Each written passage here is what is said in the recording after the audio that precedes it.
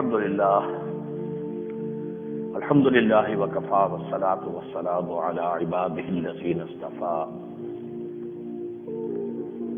خصوصا على افضلهم وخاتم النبیین محمد الامین وعلى آلہ وصحبہ اجمعین. اما بعد فقد قال اللہ تبارک وتعالی كما ورد في سورة الحج: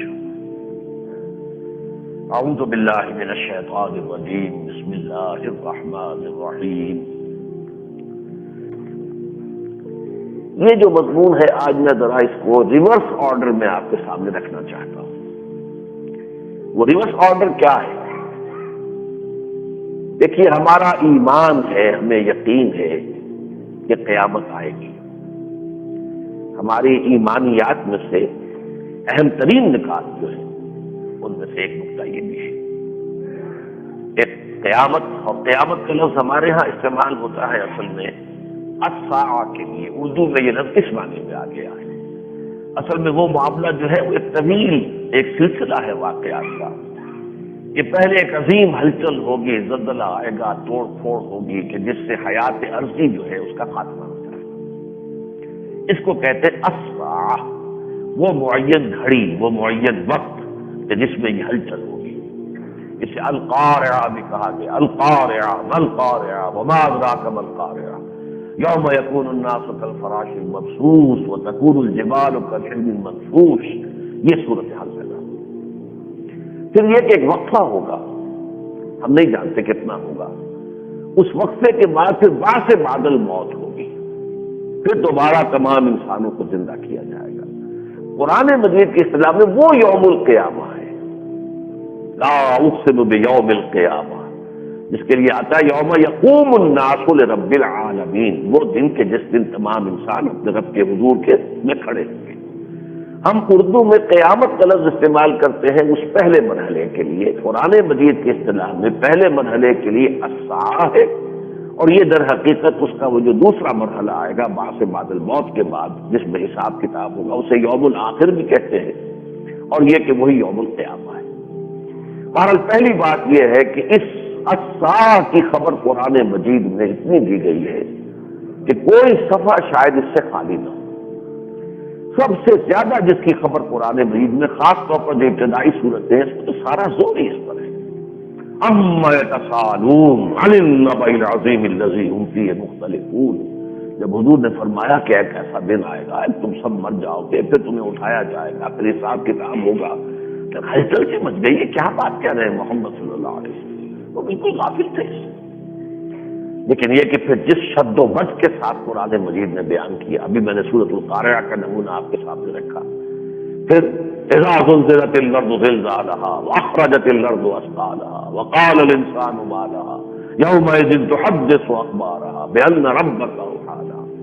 اس قدر زوردار انداز میں یہی تو وہ آیات ہے جن کے بارے میں حالی کا وہ شعر صحیح ہے کہ وہ بجلی کا کڑکا تھا یا صوت ہادی، عرب کی زمین جس نے ساری ہلا دی، ہلچل پیدا ہو گئی. کیا بات کہہ رہے ہیں؟ اذا السماء انشقت واذنت لربها وحقت واذا الارض مدت والقت ما فيها وتخلت واذنت لربها وحقت يا ايها الانسان انك كادح الى ربك كدحا فملاقيه. اذا السماء انفطرت واذا الكواكب انتصرت واذا البحار فجرت وَإِذَا الْقُبُورُ بُعْثِرَتْ عَلِمَتْ نَفْسٌ مَا قَدَّمَتْ وَأَخَّرَتْ. اور اس سے پہلے جو لمبی ہے اِذَا الشَّمْسُ كُوِّرَتْ وَإِذَا النُّجُومُ انْكَدَرَتْ وَإِذَا الْجِبَالُ سُيِّرَتْ وَإِذَا الْعِشَارُ عُطِّلَتْ وَإِذَا الْوُحُوشُ حُشِرَتْ وَإِذَا الْبِحَارُ سُجِّرَتْ. یہ ساری جو ہے وہ بجلی کا کڑکا تھا یا صوت ہادی، عرب کی زمین جس نے ساری ہلا دی. اور یہی در حقیقت نبی کی دی ہوئی سب سے بڑی خبر ہے. نبی کے معنی کیا ہے؟ خبر دینے والا، نبا. ابھی میں نے آپ کو آیت سنا دی. اما یتساءلون عن النبأ العظیم الذی هم فیہ مختلفون. یہ کس چیز کے بارے میں چیرنے گوئی شروع ہو گئی ہے؟ لوگ ایک دوسرے سے کہہ رہے ہیں یہ کیا بات کہہ رہے ہیں محمد صلی اللہ علیہ وسلم؟ اس بڑی خبر کے بارے میں جس کے بارے میں ان میں اختلاف ہو گیا. کیسے ہو سکتا ہے؟ ہیہات لما توعدون اذا کنا عظاما نخرا. جب ہماری ہڈیاں بھی نہ سڑ جائیں گی پھر دوبارہ اٹھا لی جائے گی.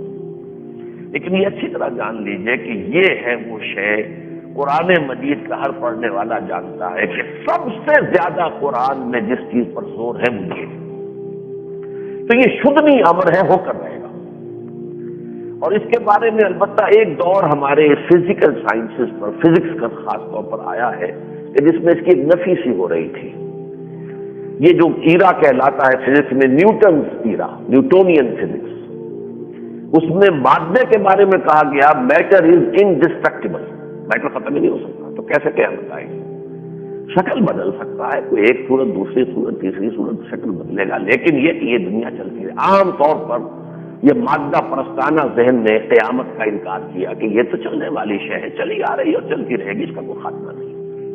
لیکن اب یہ ہے کہ یہ جو آئنسٹائن ایرا کہلاتا ہے فزکس میں، جس کا آغاز ہوا اب سے تقریباً سمجھیے کہ 60-70 سال پہلے، اگرچہ ابھی تک وہ چونکہ بہت اونچا جو ہے سائنس کا ایک بہت اسپیشلائز سبجیکٹ ہے، بہت کم لوگوں کو اس کا ابھی کوئی یعنی صحیح ان کے ذہن میں کوئی تصور موجود ہے، لیکن اس کے بعد اب ہمیں یہ کہا جا رہا ہے کہ واقعتاً اس کائنات کا ایک خاتمہ تو اب سمجھ میں آ رہا ہے، لیکن اس کے لیے تعبیریں کیا ہیں؟ سورج رفتہ رفتہ ٹھنڈا ہو رہا ہے، جب ٹھنڈا ہو جائے گا تو پھر جو کچھ ہوگا وہ آپ کو معلوم ہے کہ پھر یہ ساری حیات جو ہے عرضی در حقیقت سورج کی اس انرجی کا ہی ظہور ہے، ختم ہو جائے گی۔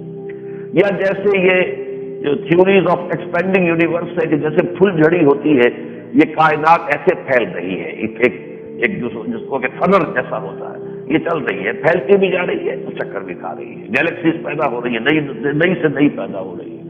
آپ پڑھ لیتے ہیں، خبروں آتے ہیں، آپ ایک اور نئی ڈسکوری ہو گئی ہے، نئی گیلیکسی وجود میں آ گئی، لیکن یہ کہ یہ بھی کہا جاتا ہے ایک وقت میں آ کر یہ جو موشن ہے یہ ریورس ہو جائے گی، ایک جگہ آ کے کھڑی ہو کر اور پھر ریورس موشن کے اندر آ کر، اور جیسے کائنات ایک نقطے سے شروع ہوئی تھی پھر نقطے پر آ جائے گی۔ لیکن یہ کہ یہ جو چیزیں کہی جاتی ہیں یہ تو کچھ ملینز اور بلینز آف ایئرس کی بات کے حوالے سے ہے کائنات، اور میرے نزدیک شاید میں نے پہلے بھی کبھی آپ سے عرض کیا تھا کہ یہ ہے اس پوری کائنات کے بارے میں اس کے خاتمے کا تصور۔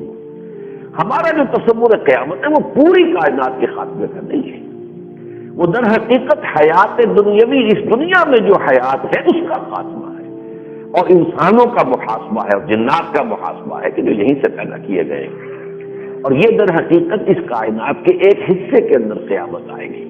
اسی لیے یہ نہیں کہا گیا کہ آسمان ختم ہو جائے گا یا زمین ختم ہو جائے گی۔ یوم تبدل الارض غیر الارض والسماوات، ان کی حیتیں بدل جائیں گی۔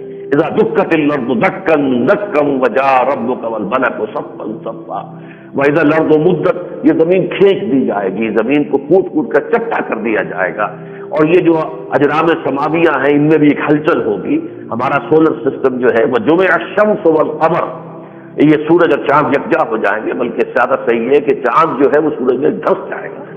تو یہ سورج در حقیقت کائنات کے اس حصے میں ہوگی جس میں کہ ہم آباد ہیں، جس کا کہ یہ ایک چھوٹا سا جو ہے سمجھیے کہ یہ زمین، یہ فضا کی رقاصہ، یہ بھی تو رقص کر رہی ہے نا، زمین جو ہے خود بھی اپنے محور کے گرد جو ہے وہ ناچ رہی ہے اور پھر چل بھی رہی ہے سورج کے گرد۔ تو یہ زمین یہ فضا کی رقاصہ آدم نو کے انتظار میں ہے۔ ابھی یہ زمین جو ہے انتظار کر رہی ہے۔ احمد نبی قاسمی صاحب نے اسے بہت میں سمجھتا ہوں 40-50 سال پہلے کہا تھا، آدم نو انسان، ایک نیا انسان آئے گا اور وہ اس زمین کو آباد کرے گا۔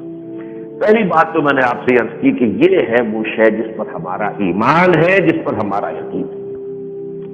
لیکن یہ کہ یہ جو قیامت اس دنیا کی آنی ہے، اس کے حوالے سے قرآن مجید جو ہے زلزلۃ الساعہ اس کے بارے میں متنبع کر رہا۔ میں نے جو آیات آپ کو سنائی سورہ حج کے ابتدائی آیت جو ہے وہ بہت ہی چونکا دینے والی، یا ایھا الناس اتقوا ربکم، اے لوگوں اپنے رب کا تقوی اختیار کرو، ڈرو اس سے اور اس کی بندگی اور اطاعت اختیار کرو۔ ان زلزلۃ الساعۃ شیء عظیم، وہ جو قیامت کا زلزلہ آئے گا وہ بہت بڑی شے ہوگی، بہت بڑی آفت ہوگی۔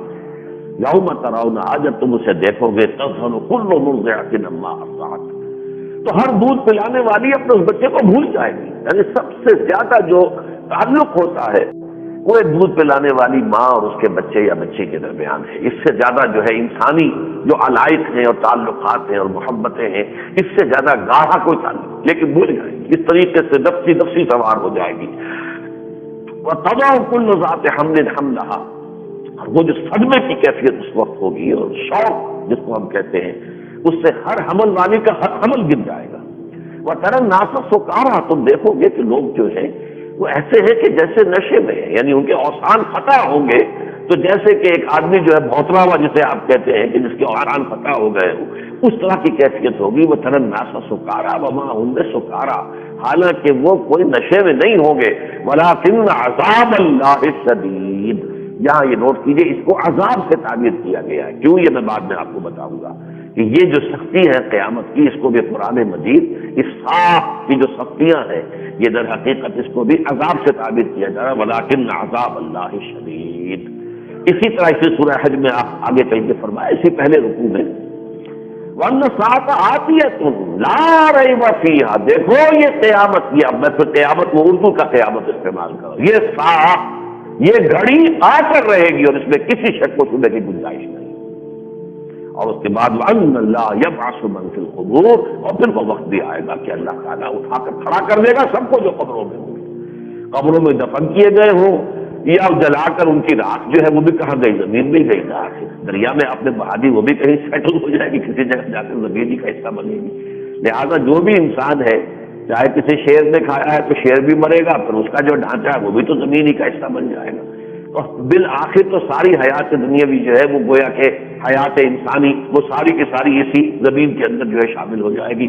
منہا خلقناکم وفیہا نعیدکم ومنہا نخرجکم تارۃ اخری، تو یہ بھی ہو کر رہنا ہے۔ وَأَنَّ اللَّهَ يَبْعَثُ مَن فِي الْقُبُورِ، اس قیامت کے بارے میں ایک اور نقشہ کھینچا گیا ہے، میں اس لیے کہہ رہا ہوں کہ ہم اس قیامت کو بہت دور سمجھتے ہیں، ابھی تو قریب نہیں ہے۔ میں اکثر جن کو، بلکہ جب میری وہ کتاب چھپی تھی سابق اور موجودہ مسلمان امتوں کا ماضی حال و مستقبل، تو میں نے اس کا ایک نسخہ دیا تھا، جناب مختار مسعود صاحب ہمارے ہاں کے ایک اچھے دانشور ہیں اور ان کا مزاج اور ذوق دینی بھی ہے، انہوں نے اس کو پڑھ کر ایک تبصرہ کیا کہ آپ نے تو قیامت کو بہت ہی قریب لا کے دکھا دیا۔ تو فوراً میری زبان پر سورہ معارج کی آیات میں نے آج پڑھی ہیں آپ کے سامنے، وہ آیت آ گئی کہ انہم یرونہ بعیدا ونراہ قریبا، ان لوگوں کو یہ قیامت دور نظر آ رہی ہے، ہمارے وہ سامنے موجود ہے۔ اللہ تعالیٰ کے تو نگاہوں میں آنے واحد میں ہر شے ہے، نراہ قریبا، ہمیں وہ قریب نظر آ رہی ہے۔ تو واقعہ یہ ہے کہ اگر آپ احادیث کے حوالے سے جو علامات قیامت آئی ہیں ان کے حوالے سے اگر دیکھیں تو واقعہ قیامت دور نہیں ہے۔ اب تو ایسا محسوس ہوتا ہے کہ وہ اسٹیج بالکل سچ ہو رہی ہے اور اس کے نتیجے میں وہ قیامت کو زیادہ دور کی بات نہیں ہے۔ چنانچہ میں وہ آیات پہلے آپ کو سنا دوں۔ فرمایا حضور سے فصبر صبرا جمیلا، اے نبی یہ لوگ انکار کر رہے ہیں، رد کر رہے ہیں، استہزاء کر رہے ہیں، مذاق اڑا، آپ صبر کیجئے لیکن خوبصورتی کا صبر۔ یہ جمیل کے لفظ کو یہاں نوٹ کیجئے، یہ پھر بعد میں بھی آئے گا۔ فصبر صبرا جمیلا انہم یرونہ بعیدا ونراہ قریبا، انہیں یہ قیامت یا عذاب الہی جو ہے دور نظر آ رہا ہے، ہمارے وہ نگاہوں کے سامنے موجود ہے، ہم تو دیکھتے ہیں کہ قریب ہے۔ یوم تکون السماء کالمہل، اب وہی جیسا کہ میں نے دوسری صورتوں کا حوالہ دیا، سب کا ترجمہ تو کرنے کا موقع نہیں تھا لیکن یہاں میں ترجمہ بھی کروں گا۔ جس دن کے یہ جو آسمان ہے یہ ایسے ہو جائے گا جیسے پگھلا ہوا تانبا یا تلچھٹ ہوتی ہے تیل کی مہل، وَتَكُونُ الْجِبَالُ كَالْعِهْنِ، اور یہ پہاڑ ایسے ہو جائیں گے جیسے دھلکی ہوئی اون ہو، جیسے اس کے گالے سے ہوتے ہیں ایسے یہ پہاڑ ہو جائیں گے۔ وَلَا يَسْأَلُ حَمِيمٌ حَمِيمًا، وہی نقشہ کھینچا گیا ہے جو سورۃ القارعہ میں، القارعہ مَالْقارعہ وَمَا أَدْرَاكَ مَالْقارعہ يَوْمَ يَكُونُ النَّاسُ كَالْفَرَاشِ الْمَبْثُوثِ وَتَكُونُ الْجِبَالُ كَالْعِهْنِ الْمَنفُوشِ، یہی وہ لفظ جو ہے کہ وہ اہم کے معنی جو اون جو دھلکی ہوئی ہے اس کے بعد اس کو پھر جو ہے اسپننگ کریں گے تو وہ اون بنے گی، لیکن اس سے پہلے آپ کو معلوم ہے جیسے روئی کو دھلک دیتے ہیں اسی طریقے سے اون کا معاملہ ہوتا ہے۔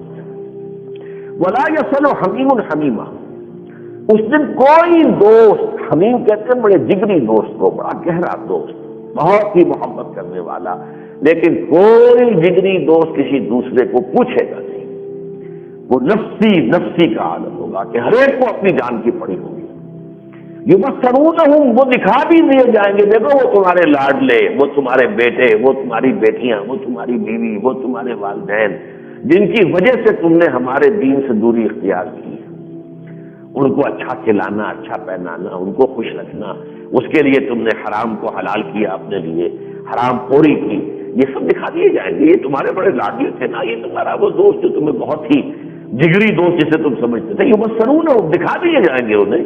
لیکن انسان کا حال یہ ہوگا, یمد المجرم لو یفتدی من عذاب یومئذ ببنیہ, مجرم یہ چاہے گا کہ کاش کسی طرح فدیے میں مجھ سے میری اولاد لے لی جائے, ببنی وصاحبتہ واخی, میری جوڑوں بھی لے لی جائے اور میرے بھائی کو بھی لے لیا جائے, وفصیلتہ التی تؤوی, اور میرے اس پورے کنبے کو جس کی کہ وہ پناہ کبھی پکڑا کرتا تھا, جس کی سپورٹ اور حمایت کے اوپر زندگی گزارتا تھا, اسے بھی لے لیا جائے, جھونک دیا جائے. ومن فی الارض جمیعا, تمام انسان دنیا کے ہیں ان کو سب کو جہنم میں جھونک کر مجھے بچا لیا جائے. ثم ینجی, اللہ نہیں, ہرگز ایسا نہیں ہوگا, ہرگز ایسا نہیں. اسی لیے پھر سورہ حجر میں فرمایا وَأَنَّ السَّاعَةَ آتِيَةٌ لَآتِيَةٌ فَاصْفَحِ الصَّفْحَ الْجَمِيلَ. پھر دیکھیں یہاں پر وہ لفظ جمیل آیا. اے نبی, قیامت تو آ کر رہے گی اور ہر ایک کو اس کے کیے کا پورا پورا بدلہ مل جائے گا. تو آپ ان کفار کی طرف سے ابھی ذرا صبر کیجیے, جو کچھ کر رہے ہیں کہہ رہے ہیں جھیلیے, برداشت کیجیے, بڑی خوبصورتی کے ساتھ ان سے ذرا چشم پوشی کا معاملہ کیجیے. یہ آیات جو ہے اب اس سے اندازہ ہوتا ہے, اور میں آپ سے عرض کر دوں صاف, حضور نے فرمایا قیامت کی سب سے بڑی نشانی جو ہے وہ بعثت محمدی ہے صلی اللہ علیہ وسلم. حضور نے فرمایا انما بعثت انا وصاحب ہاتین, آپ نے دونوں انگلیوں کو جوڑا, یہ شہادت مجھ شہادت برابر کی, جوڑ کے دیکھو میں اس طرح مبعوث کیا گیا ہوں کہ میں اور قیامت جڑے ہوئے. اس لیے کہ آپ نے فرمایا انا آخر المرسلین وانتم آخر الامم, میں آخری رسول ہوں, تم آخری امت ہو. اب کوئی اور نبی نہیں بیچ میں, کوئی فصل نہیں ہے, کوئی نئی امت نہیں آئے گی, قیامت آئے گی اور قیامت قریب ہے. اس قیامت کے قرب کا معاملہ جو ہے اس میں میں اپنا ایک تاثر, ایک تو ایسے مضمون بھی مصری ایک عالم نے لکھا تھا, اس امت کی عمر کتنی ہے, عمر امت المسلمہ. یہ مصری عالم کی ایک کتاب ہمیں ملی, ہم نے اس کا ترجمہ شائع کر کے میثاق میں بالالفاظ شائع کیا ہے. اور انہوں نے جو نتائج اخذ کیے وہ کچھ اور حوالوں سے ہیں, لیکن میرا بھی اپنا ایک نتیجہ اس سے بہت پہلے میں پہنچ چکا تھا, اور وہ یہ ہے کہ یہ 15ویں صدی ہجری, یہ اسی کے اختتام پر قیامت آ جائے گی. یہ قیامت کی صدی ہے, اس لیے کہ حضرت سعد بن ابی وقاص سے رضی اللہ تعالیٰ عنہ یہ حدیث منقول ہے. میرے نزدیک یہ حدیث اس میں اہم ترین ہے. وہ فرماتے ہیں کہ حضور نے ارشاد فرمایا کہ میں نہیں سمجھتا کہ میری امت اپنے پروردگار کے نزدیک اتنی حقیر ہوگی کہ اسے نصف یوم کی بھی مہلت نہ دے. اب یہ تو ہے حضور کا فرمان. سعد بن ابی وقاص نے جب یہ بیان کیا, اور یہ مشکات شریف میں روایت موجود ہے, صحیح روایت ہے, تو لوگوں نے پوچھا ان سے کہ یہ نصف یوم سے کیا مراد ہے آپ کے خیال میں؟ تو انہوں نے فرمایا 500 سال. یعنی اللہ تعالیٰ کا ایک دن قرآن مجید میں 2 جگہ آیا ہے, سورہ حج میں بھی آیا ہے اور سورہ سجدہ میں بھی آیا ہے. اللہ کا ایک دن 1000 برس کے برابر ہے, جو تمہارے حساب سے 1000 برس ہوتے ہیں. اسی حوالے سے جب امت مسلمہ کی عمر 1000 برس ہو گئی تھی اور یہ Akbar Azam Mughal, the great Mughal emperor, اس کا دور تھا, تو یہ فتنہ اٹھا تھا کہ یہ دین جو ہے اسلام محمد کا دین, یہ تو 1000 سال کے لیے تھا, دین مکمل, دن پورا ہو گیا اللہ کا, یہ دین بھی ختم ہو گیا. جب اللہ کا دن ختم ہوا تو یہ دین بھی ختم ہو گیا محمد کا. لہذا ایک نئے دین کا دور ہے اب, اور وہ دین ہے اکبری ہے, وہ دین الہی ہے, جس میں رسالت کی در حقیقت جو ہے نفی کی گئی. باقی دین الہی بس سب ایک خدا کو مانو, بھگوان کہہ لو, پرماتما کہہ لو, خدا کہہ لو, جو چاہو کہہ لو, ایشور کہہ لو, وہ کہہ لو. بس یہ سارے مذاہب کو ایک یوں سمجھ کے ایک ہم دستے میں ڈال کے اور اس کو خون کوٹ کر اور پھر اس کو چھان پٹک کر ایک صفوف بنا لیا گیا جس میں سارے مذہب یکجا ہو جائے. یہ دین اکبری تھا, دین الہی. تو حضور نے فرمایا کہ نہیں, آدھے دن کی مہلت اور ہوگی. اس حساب سے 5 اللہ کا آدھا دن 500 برس. یہ حضرت سعد بن وقاص سے جب پوچھا گیا کہ آدھے دن سے کیا مراد, فرمایا 500 برس. تو 1500 سال کس امت کی عمر ہے, جس میں کہ اب 15ویں صدی شروع ہو چکی ہے. سن 20 میں ہم بیٹھے ہوئے ہیں, سن 20 جو ہے وہ اب ختم ہو رہی ہے, سن 21 اب آنے والا ہے. محرم میں اب کو دور تو نہیں رہا, آغاز ہونے والا ہے سن 21 کا. اسی میں یہ سارے معاملات گزرنے والے ہیں, جہاں تک میں سمجھ پایا ہوں قرآن مجید سے, احادیث سے. لیکن یہ کہ اس کے ضمن میں یہ بھی میں عرض کر دوں کہ پھر اس سے پہلے کیا ہونا ہے، یہ تو قیامت کی بات ہوئی، ایک مسئلہ ضمنی سمجھیے کہ میرے نزدیک 15ویں صدی ہجری میں وہ قیامت آ جائے گی، اور اس سے پہلے پہلے سارے وہ حالات و واقعات پیش آ جائیں گے جن کی خبریں دی ہیں محمد رسول اللہ صلی اللہ علیہ وسلم۔ اب ذرا میں نے کہا تھا ریورس آرڈر میں، قیامت سے ذرا نیچے آئیے، اس سے پہلے کیا ہوگا؟ اس سے پہلے ہونا ہے کہ کل روئے ارضی پر اللہ کے دین اسلام کا غلبہ ہوگا۔ اس کی واضح خبر جو ہے وہ قرآن مجید میں بھی میں نے آیت آپ کو سنائی ہے، سورہ انبیاء میں فرمایا گیا وَلَقَدْ كَتَبْنَا فِي الزُّبُورِ مِن بَعْدِ الذِّكْرِ أَنَّ الْأَرْضَ يَرِثُهَا عِبَادِيَ الصَّالِحُونَ۔ ہم نے زبور میں یہ لکھ دیا تھا، زبور وہ کتاب تھی، آسمانی کتابوں میں سے ایک زبور بھی ہے جو حضرت داؤد علیہ السلام کو دی گئی، اس میں ہم نے یہ طے کر دیا تھا کہ اس زمین کے آخری وارث ہمارے صالح بندے بنے گے۔ گویا کہ پوری زمین جو ہے ایک وقت آئے گا کہ صالحین جو ہیں، اللہ پر ایمان رکھنے والے، اللہ کی اطاعت کرنے والے، اطاعت گزار بندے جو وہ اس کے وارث ہو جائیں گے۔ ان فی ھذا لبلاغا لقوم عابدین، اور اس میں اصل میں تبلیغ ہے، ابلاغ ہے، بات کو پہنچا دینا ہے کہ لوگ سمجھ لیں کہ یہ ہو کر رہے گا۔ وہ لوگ جو واقعتاً عبادت گزار ہیں، اللہ کی بندگی کا دم بھرنے والے ہیں، اور اس کے ساتھ ہی وہ آیت آ گئی کہ جس میں اصل میں اس کا ثبوت ہے کہ پوری دنیا پر حضور کا لایا ہوا دین غالب ہوگا۔ وما ارسلناک الا رحمۃ للعالمین، اے محمد ہم نے آپ کو تمام جہان والوں کے لیے بھیجا ہے، ہم نے کوئی آپ کو عربوں کے لیے تو نہیں بھیجا۔ یہ ضرور ہے کہ ابتدائی آپ کے مخاطب جو ہیں وہ عرب ہیں۔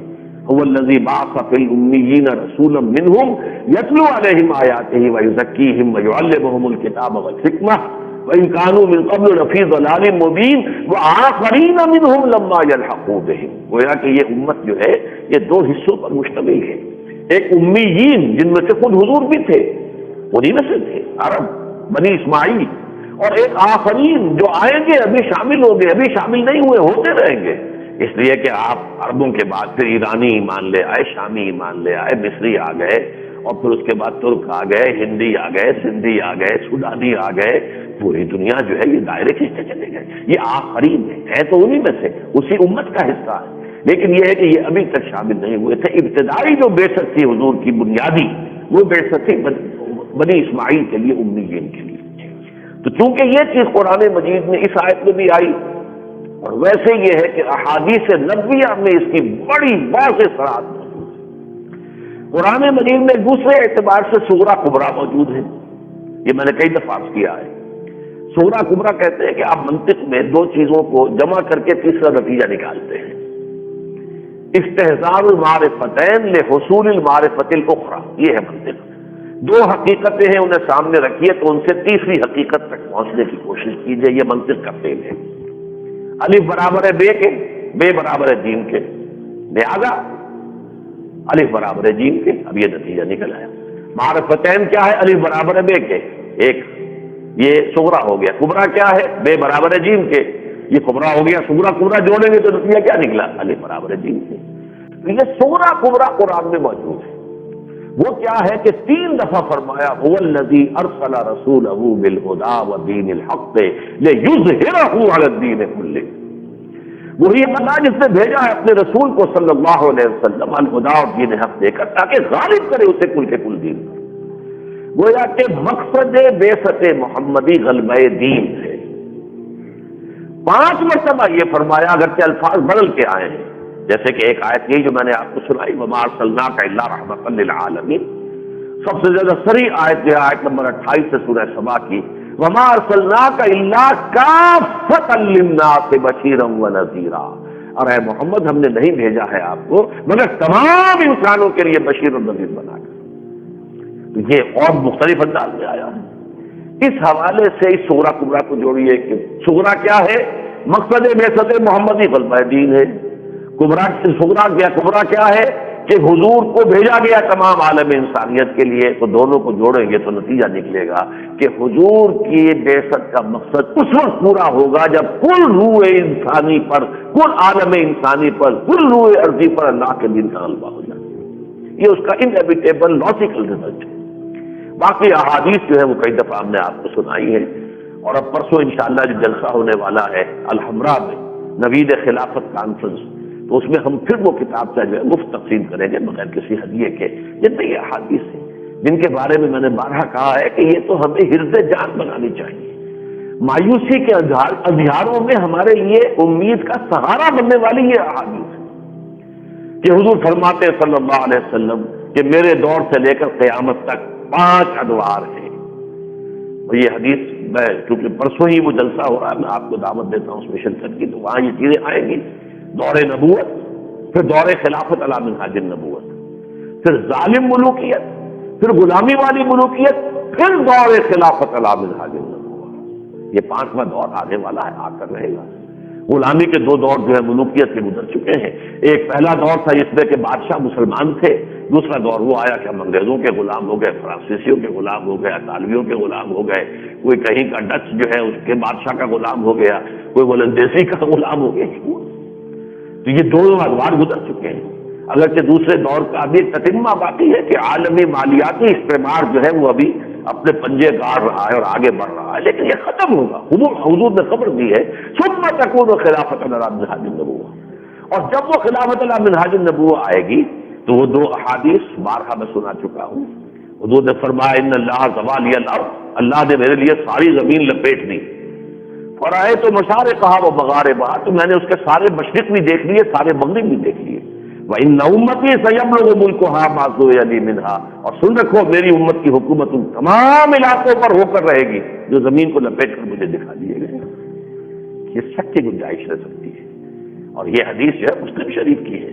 یہ درجہ دوم کے جو مجموعے حدیث کی ان کی نہیں ہے، درجہ اول صحیح بخاری صحیح مسلم، یہ ٹاپ کی 2 کتابیں صحیحین، یوں سمجھیے کہ یہ سب سے اونچی جو روایتیں اس میں آئی ہوئی ہیں وہ کسی شک کچھ میں گنجائش نہیں رہتی۔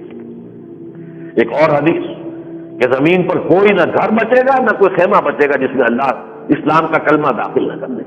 تفصیل جیسا کہ میں نے عرض کیا انشاءاللہ پرسوں وہ کتابچہ بھی آپ کو مل جائے گا۔ تو یہ ہے قیامت سے پہلے کا ایک واقعہ۔ یہ کتنے عرصے رہے گا؟ بعض روایات میں آتا ہے 40 برس کے لگ بھگ، لیکن ان دونوں کے درمیان بھی ایک چھوٹا سا وقفہ ہے، یعنی اس پورے عرضی پر اللہ کے دین کے غلبے اور نظام خلافت علی منہاج النبوت کے قیام کے بعد اور قیامت یا الساعہ سے پہلے ایک اور مرحلہ چھوٹا سا آئے گا درمیانی۔ وہ کیا ہوگا کہ ہر کمال راز والے، جیسے حضور کے دست مبارک سے جو نظام قائم ہوا تھا خلافت علی منہاج النبوۃ میں 30 برس قائم رہا، پھر اس میں زوال شروع ہو گیا، ایسے ہی اب بھی پھر زوال آئے گا۔ یہ تو اس دنیا کا اصول ہے، یہاں پر جو ہے کسی چیز کے لیے دوام نہیں ہے، ہر کمال راز والے۔ تو یہ پورے عرضی پر اللہ کے دین کا غلبہ جب ایک دفعہ ہو جائے گا اور وہ 40 برس کے لگ بھگ جو ہے قائم رہے گا اپنی پوری شان و شوکت کے ساتھ، پھر اس میں بھی زوال آئے گا، پھر فسق و فجور، پھر کفر، پھر شرک، یہ پیدا ہو جائیں گے۔ تو اب جو قیامت آنے سے پہلے ایک ہوا ایسی چلے گی ایک وقت میں کہ تمام اہل ایمان کی جانیں بڑی آرام سے نکل جائیں گی، جیسے کہ حدیث میں آتا ہے کہ بندہ مومن کی جب جان نکلتی ہے تو ایسے جیسے کہ ایک مشک ہے پانی کی بھری ہوئی، اس میں سے ایک قطرہ نکل گیا بس، جبکہ کافر کی جان ایسے کھینچی جاتی ہے کہ جیسے سیخ کے اوپر کباب تھا اسے کھینچا جاتا ہے۔ تو یہ جو ہوگا ایک وقت آئے گا، ہوا چلے گی کہ جو اہل ایمان ہوں گے ان سب کے اوپر وہ بڑی خنک موت، ٹھنڈی موت، بغیر کسی شدید شدت کے، بغیر کسی سختی کے آ جائے گی۔ اب دنیا میں صرف کافر رہ جائیں گے، فاسق، فاجر، کافر، مشرک، ان پر وہ شدائد آئیں گے کہ جس کا میں نے ذکر کیا۔ یا ایھا الناس اتقوا ربکم ان زلزلۃ الساعۃ شیء عظیم یوم ترونها تذهل كل مرضعة عما ارضعت وتضع كل ذات حمل حملها وترى الناس سکارى وما هم بسکارى ولكن عذاب الله شدید۔ اسی لیے میں نے نوٹ کرایا تھا کہ عذاب کے لفظ کو یاد نوٹ کیجئے، یہ اللہ کا عذاب ہے۔ ظاہر بات ہے کہ اللہ کے عذاب سے اللہ کے نیک بندے تو بچیں گے نا، لہذا ان پر پہلے سے وہ آسان موت، بالکل اطمینان سے ایک ہوا چلے گی۔ حدیث میں آتا ہے کہ وہ ایسے ہوگا جیسے کہ جب بغل میں سے کوئی چیز نکل جاتی ہے، بس اس طریقے سے وہ جو ہے انسان اہل ایمان کی جانیں نکل جائیں گی اور ان شدائد اور مصائب سے وہ بچا لیے جائیں گے کہ جو زلزلۃ الساعہ کے وقت آنے والے ہیں۔ اچھا، یہ 2 دور ہو گئے، یا درمیانی تھوڑا سا دور اور بیان کر دیا، 3 کر لیجیے۔ اسی لیے ایک حدیث میں آتا ہے کہ قیامت قائم نہیں ہوگی جب تک اس روئے ارضی پر ایک بھی شخص ایسا ہے جو اللہ اللہ اللہ کہنے والا ہوگا۔ لیکن اس وقت صورت یہ ہو جائے گی کہ تمام اہل ایمان جو ہے انہیں اللہ تعالیٰ موت دے دے گا۔ اب دنیا میں کافر اور مشرک اور فاسق اور فاجر اور شیاطین ہی رہتا ہے، لہٰذا ان کے اوپر موت واقع ہوگی قیامت کے ذریعے سے، الساعہ کے ذریعے سے، اور وہ سختیاں سمجھیں گے۔ لیکن یہ جو میں نے دوسرا بڑا دور بتایا تھا، ایک تو وہ دور ہے قیامت کا جو آنا ہے، آخری ہے، وہ ہمارے اعتبار سے آخری ہے، باقی اس کے بعد بعد الموت ہے، پھر جنت ہے، پھر دوزخ ہے، وہ تو پھر مراحل ہے آخرت کے۔ لیکن اس وقت کی جو زندگی ہے اس کے حوالے سے الساعہ جو ہے اس کی آخری حد ہے۔ اس سے پہلے پورے عرضی پر اللہ کے دین کا غلبہ اور نظام خلافت اللہ منہاج نبوت کا قیام۔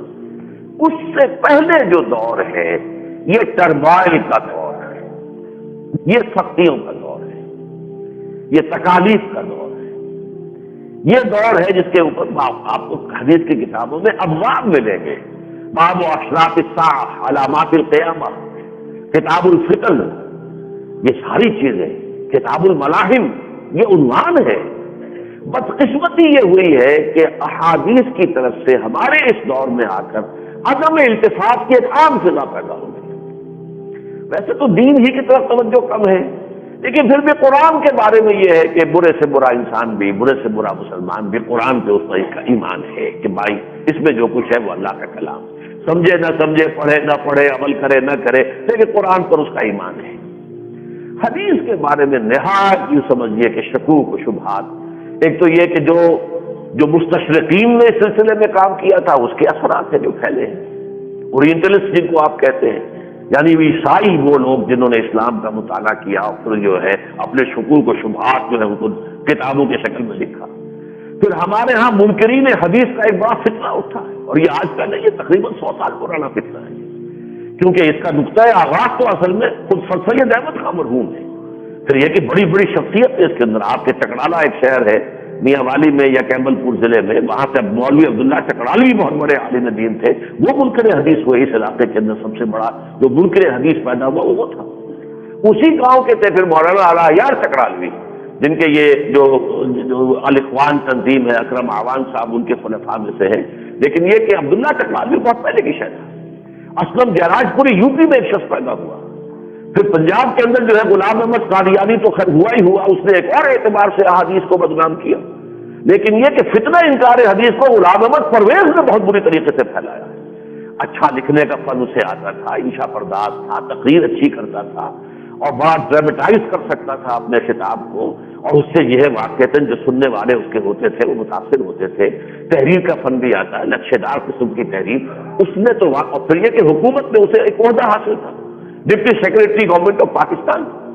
پہلے تو وہ دہلی میں تھا، اس وقت تو وہاں تو سیکشن آفیسر ہوگا جو بھی ہوگا، اس وقت تک اس کی جو یہ خباثت ہے اتنی نمایاں بھی نہیں ہوئی تھی۔ لیکن یہ کہ پھر پاکستان آنے کے بعد جو ہے اس نے جو کچھ کام شروع کیا وہ انکار حدیث کا فتنہ بہت زبردست پڑے گا۔ قادیانیوں نے یہ کیا ہے کہ کچھ حدیثوں کا مصداق اپنے آپ کو بنا کر تو عام لوگ جو ہے حدیث ہی سے متنفر ہو گئے۔ ان حدیثوں کی وجہ سے یہ ہے نا کہ مہدی لکھا ہوا تو مہدی، اس نے کہا میں مہدی ہوں۔ حدیثوں میں لکھا ہوا نا کہ عیسیٰ آئے گا تو اس نے کہا میں عیسیٰ ہوں۔ تو گویا کہ اس کا ایک ریورس جو ہوا وہ یہ ہوا کہ لوگوں نے کہا یہ حدیثیں در حقیقت ٹھیک نہیں ہے، جس کی وجہ سے یہ سارے فتنے پیدا ہوتے ہیں۔ لہذا حدیثوں کی طرف سے میں نے یہ چند اسباب آپ کے سامنے بیان کیے ہیں۔ عام طور پر جو ہے وہ کوئی لوگوں کا التفات نہیں، لیکن میں یہاں چھوٹی سی بات عرض کرنا چاہتا ہوں کہ ہمارے محدثین نے بڑی محنتیں کی ہیں، پوری دنیا مانتی ہے کہ جمع حدیث، پھر جرح و تعدیل، چھان پھٹک، یہ سارا کام جو ہے تاریخ انسانی میں اس کی مثال نہیں ہے۔ 1 لاکھ سے زیادہ انسانوں کے حالات زندگی کی تحقیق، اس کو اسماء الرجال، پوری انسانی تاریخ میں اس کا پیرل موجود نہیں ہے کہ یہ دیکھنے کے لیے کون راوی ہے، کیا اس کا کردار تھا، اس کا قابل اعتماد ہے۔ اسماء الرجال پر کتاب ضخیم کتاب، اور پھر جرح و تعدیل کے اصول بنائے گئے، تو انہی میں انہوں نے وضع حدیث یعنی جھوٹی حدیثیں گھڑنے کے کچھ اسباب ہوتے ہیں وہ بھی معین کیے۔ حدیثیں گھڑی گئی، اس میں کوئی شک نہیں۔ مثلاً ایک حدیث اس طریقے سے بھی گھڑی گئی کہ بہت سے واعظ کہنے والے تھے، اب وہ یہ سوچتے تھے کہ میں اگر یہ کہوں گا کہ یہ کام اچھا ہے یا یہ کام برا ہے تو میرا قول ہوگا، میں کیوں نہ حضور کی حدیث گھڑ کے کہہ دوں کہ حضور نے کہا کہ یہ کام اچھا ہے اور حضور نے کہا یہ کام برا ہے۔ تو نیت اچھی تھی ان کی، لوگوں کو برائی سے روکنے کے لیے اور بھلائی کی ترغیب دینے کے لیے، ترغیب و ترہیب ترغیب کے لیے اور ترہیب کے لیے حدیثیں گڑھ لی واعظوں نے، لیکن ایک نیتی سے گڑھ لی۔ لیکن اس کا ایک منفی پہلو یہ تھا کہ جب اختلافات پیدا ہوئے، آپ کو معلوم ہے کہ جو ایک سب سے بڑا فتنہ الفتنۃ الکبریٰ پیدا ہوا، آج تک وہ اس فتنے کے جو ہے انڈے بچے موجود ہیں۔ یہ شیعہ سنی جھگڑا ہے کیا؟ وہی تو فتنہ ہے کہ ایک طرف جو ہے وہ شیعان عثمان ہو گئے، ایک طرف شیعان علی ہو گئے۔ شیعان علی اور شیعان عثمان کی جو تلش ہوئی ہے اور 4.5 برس تک جو آپس میں خانہ جنگی ہوئی ہے، اس میں بھی اس دوران بھی حدیثیں گھڑی گئی۔ یعنی جو بھی ادھر تھے حضرت علی کے ساتھی، ان کے لیے ان کی مدح میں، ان کی ثنا میں، ان کی تعریف میں ان کے لیے حدیثیں گھڑی گئی، یا جو ادھر تھے ان کے لیے ان کی مدح و ثنا میں ادھر سے ادھر والوں نے ان کے خلاف کی حدیثیں گڑھ لی اور انہوں نے ان کے خلاف حدیثیں گڑھ لی۔ تو یہ مختلف اسباب ہیں کہ جن کو گنا گیا ہے محدثین نے کہ اس بنا پر اگر آپ دیکھیں کہ کہیں کسی عمل کا چھوٹا عمل ہے لیکن بہت بڑا اجر بیان کیا جا رہا ہے تو شک ہو جائے گا کہ یہ کوئی گڑی ہوئی حدیث ہے، کسی واعظ نے بنائی ہوگی، یا کسی چھوٹی سی بات پر بہت بڑی سزا کا ذکر ہو رہا ہے تو یہ بھی اندازہ ہوتا ہے کہ یہ بھی کوئی حدیث جو ہے کسی واعظ نے گھڑی ہوگی لوگوں کو اس برائی سے روکنے کے لیے۔ اسی طرح جو غلوم ہے، ادھر کے لوگوں کے لیے غلوم یا ادھر کے لوگوں کے لیے غلوم، یا ادھر کے لوگوں کی مذمت یا ادھر کے لوگوں کی مذمت، تو اس سے معلوم ہوتا ہے کہ یہ بھی ایک شک کیا جا سکتا ہے کہ یہ حدیثیں گھڑی گئی۔ لیکن ان حدیث میں گھڑنے کا کوئی سوال ہی نہیں۔ یہ جو ملاحم آخری دور کی خبریں دی جا رہی ہیں، یہ جو اشراط الساعہ ہے، یہ علامات القیامہ ہے، یہ تمام چیزیں جو ہے کتاب الملاحم ہے، کتاب الفتن ہے، ان میں کون سا سبب ہو سکتا ہے کہ کوئی حدیث گھڑی جائے؟ لہٰذا یہ حدیثیں جو ہے یہ تو واقعہ اس قابل ہے کہ پر توجہ کی جائے، ان کو سمجھا جائے، انہیں پڑھا جائے۔ اللہ کا شکر ہے کہ میں نے ان کا پوری طریقے سے اطمینان کے ساتھ اعتماد کے ساتھ مطالعہ کیا، اس کی بنیاد پر کہہ رہا ہوں کہ جو بھی اس میں حالات و واقعات بیان ہوئے ہیں ان چیزوں کے اندر وہ بالکل سامنے روز روشن کی طرح ہے۔ جیسے کہ لفظ آتا ہے حدیث کے اندر کا فلق صبح، یعنی حضور پر جو وحی کا آغاز ہوا ہے، ام المومنین حضرت عائشہ صدیقہ رضی اللہ تعالیٰ عنہ بیان فرماتی ہیں کہ اول ما بدأ بہ النبی صلی اللہ علیہ وسلم، پہلی چیز جس کا آغاز ہوا وہ رؤیا صالحہ ہوتے تھے کہ آپ خواب میں چیز دیکھتے تھے کہ واقعہ ہوا ہے اور وہ چند دن کے بعد وہ واقعہ جوں کا توں دنیا میں ظہور پذیر ہو جاتا تھا، اور ایسے ہو جاتا تھا کا فلق صبح، جیسے کہ سورج طلوع، جیسا کہ صبح جو ہے طلوع ہوتی ہے، اس طریقے سے واقعہ جو ہے وہ عالم واقعہ کے اندر پیش آ جاتا ہے۔ اور اس کا مطلب یہ ہے کہ یہ اس عالم بشریت سے اوپر اٹھ کر عالم ملکیت، فرشتوں کے عالم کے ساتھ کوئی ربط قائم ہو چکا ہے کہ وہاں جو فیصلے ابھی ایگزیکیوٹ ہونے کے لیے دیے گئے ہیں فرشتوں کو کہ 3 دن کے بعد یہ واقعہ ہونا ہے، فرشتوں کو تو آرڈر ہے نا، اس آرڈر کی وہ خبر جو ہے محمد رسول اللہ کو پہنچ گئی۔ تو یہ کفلت صبح میں کہہ رہا ہوں، وہی لفظ کیونکہ میری زبان پر آ رہے تھے تو میں نے یہ حدیث بھی آپ کو سنا دی کہ حضور پر وحی کا آغاز اس طور سے، ابھی اس کو وحی نہیں کہتے، یعنی یہ تمہید تھی وحی کی کہ حضور کی یہ کیفیت ہو گئی کہ آپ جو چیز خواب میں دیکھتے تھے وہ کفلت صبح وہ واقعہ جو ہے ظہور پذیر ہو جاتا ہے۔ اسی طرح جن چیزوں کی خبریں دی گئی ہے کفلت صبح مجھے نظر آ رہی ہے، میرے تو بالکل سامنے ہے کہ وہ واقعات جو ہیں ہونے والے ہیں۔ اب جیسے کہ میں نے اب کیا، مجھے چونکہ تائید ملتی ہے متفق گردید رائے بو علی بارائے بند، حالانکہ بعض علامہ اقبال کے کچھ ایسی عبارات بھی ہیں، خاص طور پر خطبات جو ہیں ان کی جو فلسفیانہ کتاب ہے ریکنسٹرکشن ریلیجیس تھاٹ اینڈ اسلام، اس میں کچھ احادیث کی بھی استخفاف انہوں نے بھی کچھ کیا ہے، ان کی طرف جو ہے ایک طرح سے ایک نفی کا انداز اختیار کیا گیا مہدی کے بارے میں یا حضرت عیسیٰ کے نزول کے بارے میں۔ لیکن یہ کہ میں دیکھتا ہوں کہ اپنے شعر کے میدان میں جب وہ آ رہے ہیں تو وہ دور جس کی خبر دی ہے محمد رسول اللہ نے، وہ تو ایسے معلوم ہوتا ہے جیسے اقبال خود اپنی نگاہوں سے دیکھ رہے تھے، ویژنری تھے۔ آسماں ہوگا سحر کے نور سے آئینہ پوش اور ظلمت رات کی سیما پا ہو جائے گی، پھر دلوں کو یاد آ جائے گا پیغام سجود، پھر جمی خاک حرم سے آشنا ہو جائے گی، محو حیرت ہو کہ دنیا کیا سے کیا ہو جائے گی، آنکھ جو کچھ دیکھتی ہے لب پہ آ سکتا نہیں، میں بھی حیرت ہوں کہ دنیا کیا سے کیا ہو جائے گی، اور شب گریزاں ہوگی آخر جلوہ خورشید سے، یہ چمن معمور ہوگا نغمہ توحید سے، پورے عرضی کے اوپر اللہ کی حکومت، اللہ کا غلبہ، اور وہ جو کنگڈم آف ہیون آن ارتھ یہ قائم ہوگی۔